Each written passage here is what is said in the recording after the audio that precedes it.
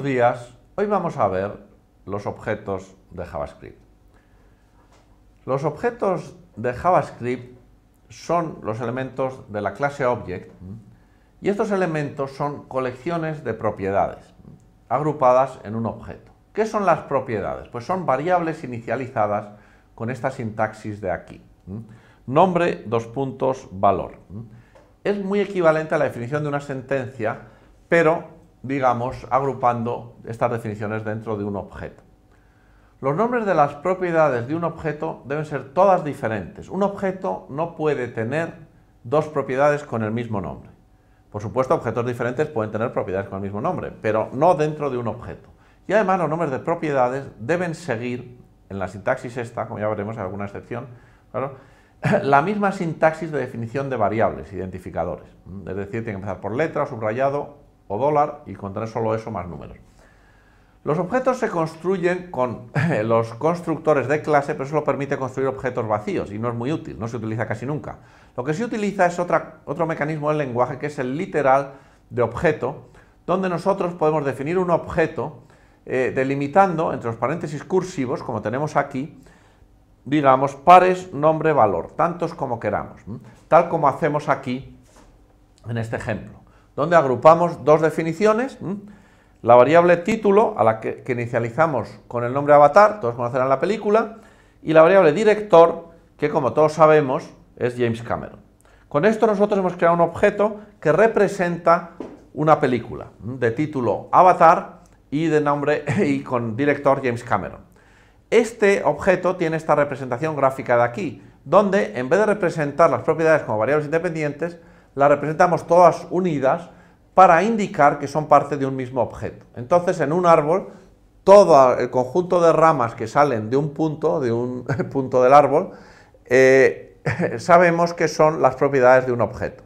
Esto, desde el punto de vista de variables y contenido, es muy similar a las definiciones que hacíamos, pero con esta agrupación que hemos hecho poniendo todas las ramas así, lo que indicamos es que hemos agrupado todas estas definiciones en un único elemento, que es el objeto. Bueno, vamos a ver cómo accedemos a las propiedades de un objeto. Pues accedemos con dos notaciones diferentes, la notación punto y la notación array. Si nosotros tenemos, digamos, aquí un objeto, que es el objeto anterior, que ahora hemos asignado a la variable película, decimos película es igual al objeto título avatar director James Cameron, lo que estamos creando es este árbol de aquí. Película contiene un objeto que tiene el título avatar y el director James Cameron. Pues bien, nosotros podemos acceder a estos campos con la notación punto o con la notación array. Y ya es una notación que ya hemos utilizado, aunque no habíamos explicado en detalle, la notación punto. Si ponemos película.título, nos estamos refiriendo a avatar. Si ponemos película.director, nos estamos refiriendo a James Cameron.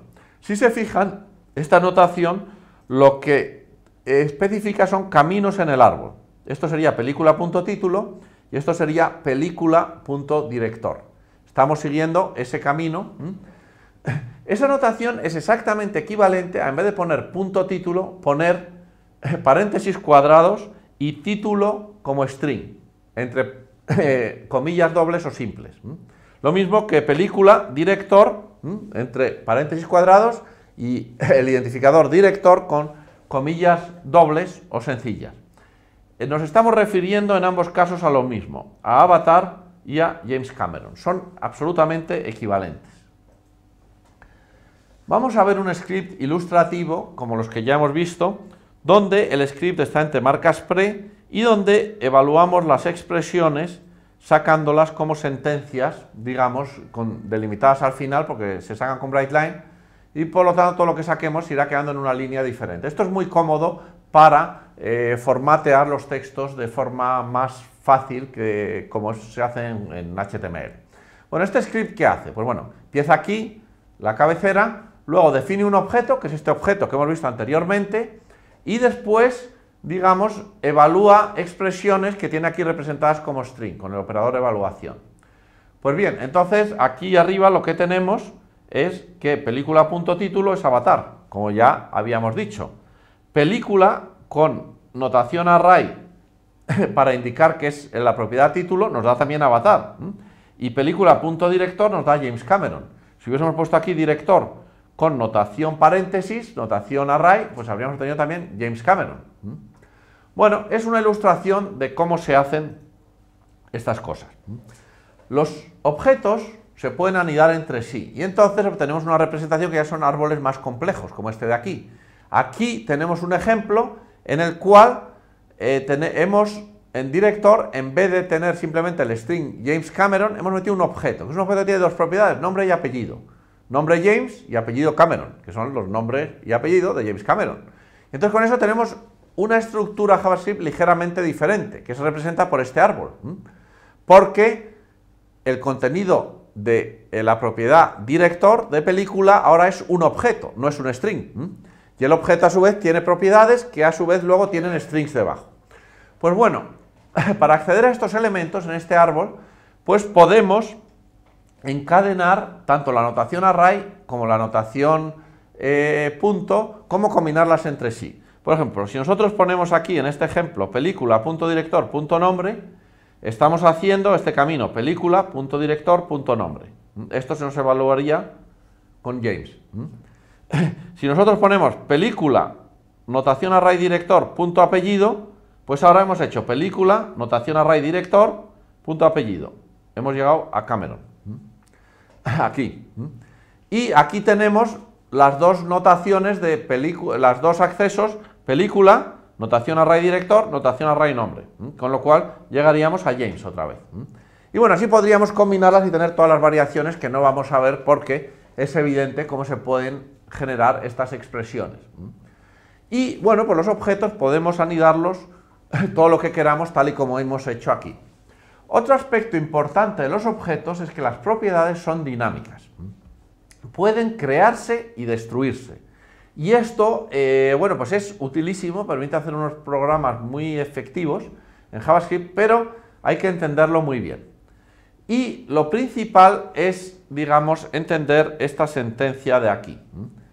x.y.z igual a 4 es una operación muy compleja, porque es una operación de asignación del valor 4 a la propiedad z del objeto y. Entonces, esa propiedad puede existir o puede no existir. En las variables, cuando nosotros intentamos asignar algo a una variable o utilizar una variable que no está asignada, pues ocurren excepciones y errores, pero aquí no. Aquí, si la propiedad x.z existe, es decir, si el objeto y tiene la propiedad z, se le asigna 4. Pero si la propiedad z no existe en el objeto y, es decir, y.z no existe, entonces se crea y.z, es decir, al objeto y se le añade una nueva propiedad, la propiedad z, que a su vez se inicializa con 4, es decir, se le asigna 4 después de creada. Entonces, bueno, hay que tener en cuenta estos dos casos porque las propiedades, si no les asignamos algo y no existen, se crean. Entonces, bueno, pues hay que tener en cuenta que esto tiene muchas implicaciones. Además, las propiedades pueden destruirse. Por ejemplo, hay un operador específico, el operador delete, que si le especificamos la propiedad y.z, pues la destruirá, la eliminará. El objeto y dejará de tener la propiedad z después de ejecutar esta instrucción. Y también hay un operador para testear si ese operador, si esa propiedad existe. Si ponemos string x in o, lo que estamos chequeando es si existe o.x. Es decir, si la propiedad x existe en el objeto o, porque nos devuelve true si existe y false si no existe. Bueno, vamos a ver, ilustrar esto sobre este script de aquí. Nosotros en este script, que también tenemos entre pre y luego evaluamos el resultado de estos campos aquí, digamos, vamos a incluir en este script las siguientes instrucciones. Primero creamos el objeto, en la variable x, este objeto de aquí arriba, el objeto a7bhigh. Y entonces este objeto tenemos gráficamente representado ahí arriba. Después lo que hacemos es crear una nueva propiedad. Hacemos x.c igual a adiós. Como la propiedad c no existe, el objeto se nos transforma en este. Es un objeto que tiene una variable más, una propiedad más. La c, que tiene ahora el contenido adiós. Y después hacemos delete x.b, con lo cual desaparece la propiedad b.